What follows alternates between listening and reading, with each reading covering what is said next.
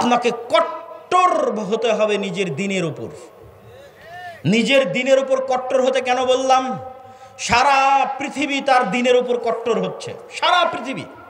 আপনি ইহুদিদেরকে দেখেন, তারা তাদের দ্বীনের উপর শতভাগ কট্টর, পৃথিবীর কাউকে পরোয়া করে না, কোনো কম্প্রোমাইজ নাই, তার দ্বীন সে পালন করবে। পাশের ভারতকে দেখেন, হিন্দুত্ববাদী তার নামে, উগ্রবাদী তার নামে 10 বছর থেকে ভারতে ক্ষমতায় আছে। তারা তাদের নিজের দ্বীনের উপর শতভাগ 100% কট্টর, কট্টর ও কঠোর। তারপরও মানুষ তাদেরকে সন্ত্রাসী বলতেছে না, জঙ্গি বলতেছে না। আর মুসলমান শুধু পেয়েছে কম্প্রোমাইজ করা, আর কিছু না। মুসলমান শুধু নিজেকে সাধু দেখাতে চায় পৃথিবীর কাছে, বলে আমি অনেক বড় সেকুলার, আমি অনেক বড় লিবারেল।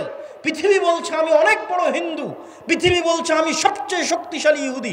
মুসলমান বলছে আমি সেকুলার, আমি লিবারেল, আমি অনেক উদার, আমি অসাম্প্রদায়িক, আমি সেকুলার, আমি ধর্মনিরপেক্ষ, আমি খুব ভালো। অথচ পৃথিবী বলছে আমি শক্তিশালী হিন্দু, আমি কট্টর হিন্দু। পৃথিবী বলছে আমি কট্টর ইহুদি, আর পৃথিবী বলছে আমি কট্টর খ্রিস্টান। আর মুসলমানকে যদি 2টা থাপ্পড় দিচ্ছে, তাও উঠে বলতেছে ভাই আমি খুব সাধু। ওকে যদি হত্যা করছে, তাও বলছে আমি খুব সাধু, আমি সেকুলার, আমি লিবারেল। এই কম্প্রোমাইজ করে স্বাধীনতা টিকবে না। আপনাকে বলতে হবে, পার্শ্ববর্তীরা যেমন বলতেছে আমি কট্টর হিন্দু, পার্শ্ববর্তীরা যেমন বলতেছে আমি কট্টর ইহুদি, আপনাকে বলতে হবে আমি কট্টর মুসলিম। যেই দিন বলতে পারবেন সাহস করে আমি কট্টর মুসলিম, ওই দিন স্বাধীন হয়ে গেছে। ওই দিন বাংলাদেশ স্বাধীন হয়ে গেছে, পৃথিবীর মুসলমানেরা স্বাধীন হয়ে গেছে। কিন্তু কলোনিয়াল মাইন্ড সেটআপ থেকে বেরিয়ে আসতে হবে। কলোনিয়াল মাইন্ড সেটআপ মানে ঔপনিবেশিক গোলামির জিঞ্জির। সারা পৃথিবীতে মুসলমানেরা যেখানে যত সমস্যায় আছে, প্রত্যেক সমস্যার পিছনে ঔপনিবেশিক গোলামির জিঞ্জির আছে। 190 বছরের ইতিহাস। আপনি ইংরেজি কেউ বললে তাকে ভালো কেন লাগে? ইংরেজি বললে তার চাকরি কেন হয়? বাই ডিফল্ট কেন এরকম মনে হয়? অথচ মদিনা বিশ্ববিদ্যালয়ে পড়তে গিয়ে এক আফ্রিকান বন্ধু, তার সেকেন্ড ল্যাঙ্গুয়েজ হচ্ছে ফরাসি। তার সেকেন্ড ল্যাঙ্গুয়েজ কেন ফরাসি হবে? আর আমার সেকেন্ড ল্যাঙ্গুয়েজ কেন ইংরেজি হবে? ও ছিল ফ্রান্সের গোলাম, আমি ছিলাম ইংল্যান্ডের গোলাম। আফ্রিকান কান্ট্রিগুলো ছিল ফ্রান্স, ইতালি এবং স্পেনের গোলাম, আমরা ছিলাম ইংল্যান্ডের গোলাম। এই জন্য আমাদের কাছে ইংরেজি ভালো লাগে, ওদের কাছে ফরাসি ভালো লাগে। অথচ আপনি ইংল্যান্ডের এরিয়া পার হয়ে ফ্রান্সে যান, ইতালিতে যান, স্পেনে যান, কোথাও ইংরেজি নাই। আমি ইংরেজি ভাষা শিখতে হবে না সেটা বলছি না, কিন্তু ফ্রান্স, ইতালি এবং স্পেনের মানুষ জাতিগতভাবে, মনস্তাত্ত্বিকভাবে এতটা স্বাধীন যে সে ইংরেজি শিখতে চায় না। সে বলতেছে আমি আমার ফ্রান্সের ফরাসি ভাষা নিয়ে থাকবো, আমি আমার ইতালিয়ান ভাষা নিয়ে থাকবো, স্প্যানিশ নিয়ে থাকবো। বিমানবন্দরে পর্যন্ত এক্সিটটা ইংরেজিতে লেখেনি। তাহলে স্পেন, ফ্রান্স, ইতালির মানুষ মনস্তাত্ত্বিকভাবে কোন পর্যায়ের স্বাধীন, আর আমি মনস্তাত্ত্বিকভাবে কোন পর্যায়ের গোলাম? কেন একজনকে প্যান্ট শার্ট পরা দেখলে তাকে স্মার্ট মনে হয়, আর আরেকজনকে এরকম জুব্বা পরা, লম্বা দাড়ি দেখলে আনস্মার্ট মনে হয়? এটা 190 বছরের লিগ্যাসি আমরা বহন করে আসতেছি, কারণ আমাদের বাপ দাদারা 190 বছর যাবৎ ব্রিটিশদের গোলামি করেছে। তো ব্রিটিশরা প্যান্ট শার্ট পরতো, গলায় টাই থাকতো, এই জন্য ওটা দেখতে আমাদের অজান্তে স্মার্ট মনে হয়, আর ওটা না দেখলে আমাদের অজান্তে আনস্মার্ট মনে হয়। ভাইয়ের সাথে আমার একটা স্মৃতি আছে, স্মৃতি বলতে দেখার স্মৃতি নয়। যেহেতু এই অঞ্চল আমার নানির বাড়ির অঞ্চল, তো ছোটোবেলায় আমাদের এই অঞ্চলে কেটেছে। তো ওনার আব্বার ছবির সাথে ওনার ছবি বিভিন্ন জায়গায় পোস্টারে আমি অনেক ছোটতে দেখেছি। তখন বয়স 7-8 বছর হবে, অথবা 9-10 বছর হবে। তো তার নামের শেষে লিঙ্কন নামটা ছিল। তো তখন থেকে আমার কাছে এটা অপছন্দ হতো যে একজন মুসলমানের সন্তান কিভাবে লিঙ্কন নাম রাখতে পারে। আমি কিন্তু তাকে তখন চিনিও না, দেখিও নি, কিন্তু আমার আম্মা আমাকে যেভাবে শিখিয়েছে সেইভাবে আমি শিখেছি। তো ওই স্মৃতিটা আমার মনে আছে যে তার নাম আমি পোস্টারে পড়েছি, তার ছবি আমি পোস্টারে দেখেছি, এবং এই নাম আমি তখন থেকে অপছন্দ করতাম যে মুসলমানের সন্তান কেন লিঙ্কন নাম রাখবে। কিন্তু কোনোদিন ভাবিনি যে এইভাবে ঘুরতে ঘুরতে একদিন তিনি পাশে এসে বসবেন, আর তিনিও দিনদার হিসেবে হয়তো হতে পারে আল্লাহর কাছে তিনি আমার চেয়ে বেশি প্রিয়। হতে পারে না? পারে না? হতে পারে। আল্লাহর কাছে কত মানুষ আছে দুনিয়াতে প্রসিদ্ধ কিন্তু আল্লাহর কাছে অপ্রসিদ্ধ, আর কত মানুষ আছে দুনিয়াতে অপ্রসিদ্ধ কিন্তু আল্লাহর কাছে এবং আসমানে প্রসিদ্ধ। তো যেটি বলছিলাম আর কি, এই যে কলোনিয়াল মাইন্ড সেটআপ, যে আপনার নামটা একটু ইংরেজি ইংরেজি হবে তাহলে আপনাকে ভালো লাগবে, এটা 190 বছরের গোলামির জিঞ্জির বহন করে বেড়াচ্ছেন। এটা থেকে ঝেড়ে ফেলে বের হতে হবে না। আমার আরবি নামের উপর আমি সন্তুষ্ট, আমার ইসলামের আকীদা এবং আদর্শের উপর আমি সন্তুষ্ট এবং শতভাগ কট্টর। শিখবেন কাদের কাছ থেকে? হিন্দুর কাছ থেকে। শিখবেন কার কাছ থেকে? ইহুদির কাছ থেকে। একটা শিখকে দেখান দেখি ওর মাথার চুল কাটে কিনা, একটা শিখকে দেখান দেখি মুখের দাড়ি ছাড়া আছে। একটা ইহুদি যদি শতকরা হিসাব করেন ইহুদি পাড়ায় গিয়ে কতজন ইহুদি দাড়ি রেখেছে, শতভাগ 90 জন ইহুদি দাড়ি রেখেছে। আর মুসলমানকে দাড়ি রাখতে নাকি আনস্মার্ট লাগে, এই জন্য মুসলমান দাড়ি রাখে না। মুসলমানকে দাড়ি রাখলে খ্যাত খ্যাত লাগে, মুসলমানকে দাড়ি রাখলে সমাজে মানুষ কি মনে করবে এই মনে করে সে দাড়ি রাখে না। এটা হচ্ছে গোলামির মানসিকতা। এই গোলামির মানসিকতা থেকে যখন বের হয়ে কট্টর হবেন, আমার নবী দাড়ি রেখেছে আমিও দাড়ি রাখবো, তাতে মরি বাঁচি মরবো, তখন সেদিন স্বাধীন। সেই দিন বাংলাদেশ স্বাধীন, আপনি স্বাধীন। তার আগ পর্যন্ত গোলামির জিঞ্জির আপনার গলায় এবং আমার গলায়। সম্মানিত উপস্থিতি, তো যেটি বলতে চাচ্ছিলাম যে বাংলাদেশ বা আমাদেরকে যদি আমরা চাই যে রাষ্ট্র ক্ষমতা ইসলাম যাক, তাহলে তার সারমর্ম হিসেবে 3টে বা 4টে পয়েন্ট, তারপরে আরও কিছু বক্তব্য দিব গুরুত্বপূর্ণ বর্তমান চলমান কিছু বিষয়, সেটি তো আপনাদের কিছু শিক্ষণীয় আছে। তো সারমর্ম 4টে বিষয় কি কি রাষ্ট্র ক্ষমতায় যদি যেতে চান। 1 নাম্বার, আপনাকে বুঝতে হবে যত তন্ত্রমন্ত্র আছে এগুলো তৈরি করা হয়েছে ইসলাম যেন রাষ্ট্র ক্ষমতায় না যায়। তাহলে আপনাকে আপনার ঈমান বাঁচাতে এই তন্ত্রমন্ত্রকে অস্বীকার করতে হবে। কি করতে হবে?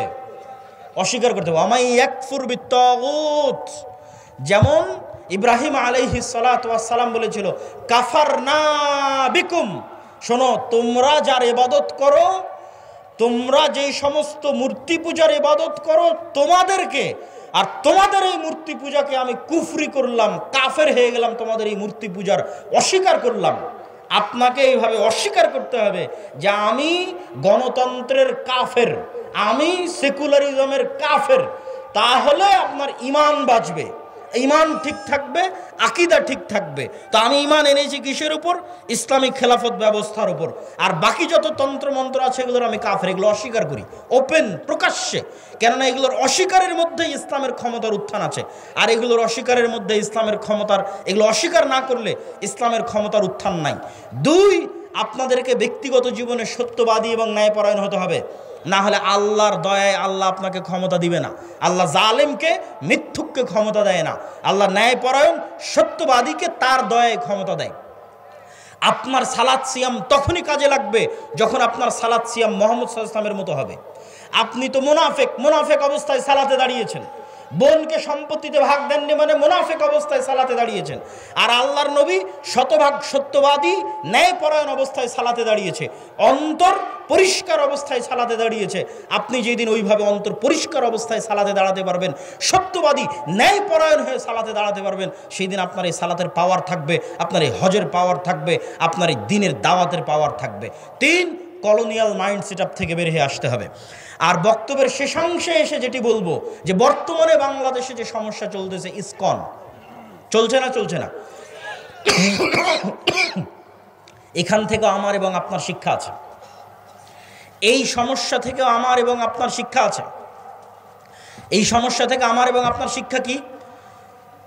ইসকন নামক যে সংগঠন বর্তমান বাংলাদেশে চলমান আছে, এই ইসকন মূলত হিন্দু ধর্মীয় শ্রী চৈতন্যের মতবাদকে প্রমোট করে, যেটিকে বলা হয় বৈষ্ণব শাখা, হিন্দু ধর্মের বৈষ্ণব শাখা। আর শ্রী চৈতন্যকে কেউ বলে যে তিনি নিজে শ্রীকৃষ্ণ, আর কেউ বলে যে শ্রী চৈতন্য মূলত শ্রীকৃষ্ণের ভক্ত ছিলেন। তো এই ধারাটার মূল বক্তব্য কি?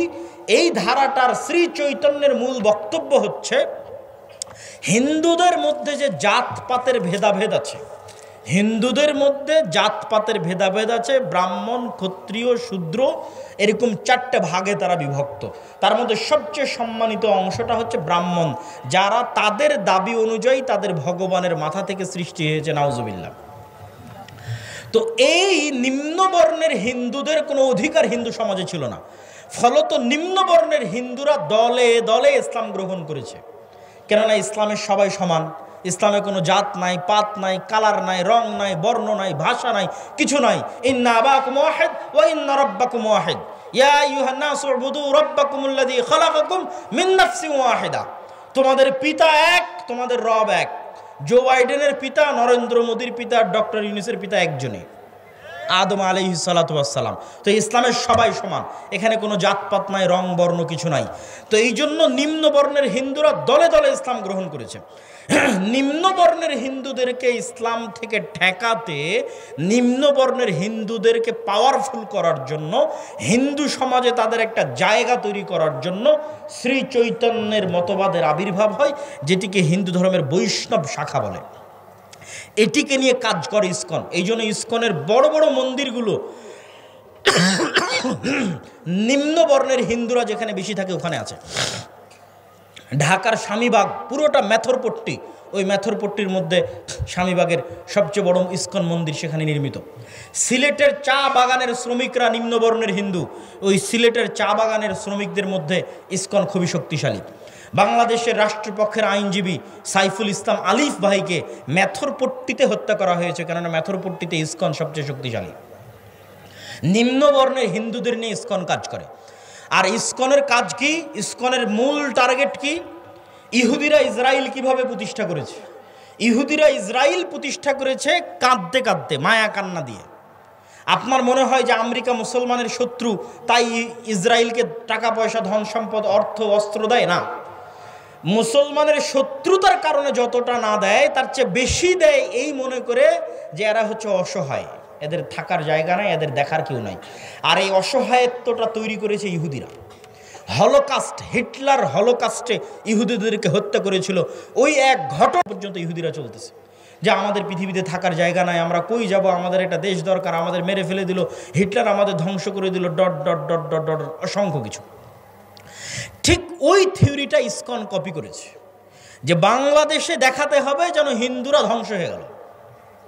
বাংলাদেশে হিন্দুদেরকে ওপেন গণহত্যা চলতেছে, নাউজুবিল্লাহ, ডাহা মিথ্যা কথা। কিন্তু এটা তারা দেখাতে সক্ষম হচ্ছে। ভারতের মিডিয়া ওপেন করলে, এমনকি আমেরিকার প্রেসিডেন্ট ডোনাল্ড ট্রাম্প পর্যন্ত মনে করতেছে যে এখানে হিন্দুদের কোনো অবস্থা নাই, কোনো থাকার জায়গা নাই, দেখার কেউ নাই। এটি হচ্ছে ইহুদিদের থেকে কপি। তো ইহুদিরা হিটলারের হত্যাকে বিক্রি করে ইসরায়েল তৈরি করে নিয়েছে ফিলিস্তিনের মধ্যে। ইসকনের টার্গেট কি? ইসকন চায় বাংলাদেশের হিন্দুদেরকে নির্যাতিত দেখিয়ে এই বাংলাদেশকে অখণ্ড ভারতের অন্তর্ভুক্ত করতে, যেন হিন্দুদের নিরাপত্তা দেওয়ার জন্য বাংলাদেশকে অখণ্ড ভারতের অন্তর্ভুক্ত করা হয়। এটা আপনার কাছে খুব দিবা স্বপ্ন মনে হলেও এটি যে কোনো মুহূর্তে হয়ে যেতে পারে, অস্বাভাবিক কিছু নয়, যে কোনো মুহূর্তে হয়ে যেতে পারে। যেখানে আমরা চোখের সামনে দেখতে পাচ্ছি এই দেশে কোনো হিন্দু নির্যাতন নাই, সেখানে আমরাই চোখের সামনে দেখতেছি ভারতের মিডিয়াতে প্রচার করা হচ্ছে যে বাংলাদেশে হিন্দুরা ধ্বংস হয়ে যাচ্ছে। ভারত সরকার বিবৃতি দিচ্ছে তাকে কেন গ্রেফতার করা হলো, কিন্তু ভারত সরকার এটা বিবৃতি দিতে পারলো না যে একজন আইনজীবীকে কেন হত্যা করা হলো। আপনি কল্পনা করেন, আজকে যদি ভারতের মাটিতে মুসলমানেরা দিল্লির হাইকোর্টে কোনো হিন্দু রাষ্ট্রপক্ষের আইনজীবীকে হত্যা করতো, আজকে ভারতে কি হতো? আজকে যদি ভারতে মুসলমানেরা দিল্লির হাইকোর্টের কোনো রাষ্ট্রপক্ষের আইনজীবীকে হত্যা করতো, আজকে ভারতে কি হতো? বাংলাদেশ থেকে পর্যন্ত বাংলাদেশের সরকার নিন্দা প্রতিবাদ বিবৃতি দিত। আর অন্যান্য মুসলমানদের সংগঠন তো আছে, তারা তো বিবৃতি দেওয়ার জন্য আরো এক ধাপ রেডি আছে যে হ্যাঁ আমরা নিন্দা বিবৃতি দিব। কিন্তু আজ বাংলাদেশের রাষ্ট্রপক্ষের আইনজীবী হত্যা করা হলো, কিন্তু মুসলমানের লাশ কত সস্তা, কত সহজ আপনার চোখের সামনে ঘটতেছে, আমার চোখের সামনে ঘটতেছে যে মুসলমানের লাশ কত সস্তা, কত সহজ, যে একজন মানুষ মারা গেল, অন্যায়ভাবে হত্যা করা হলো, সেটি নিয়ে কোনো বিবৃতি নাই, কিন্তু কেন একজনকে গ্রেফতার করা হলো সেটি নিয়ে বিবৃতি আছে।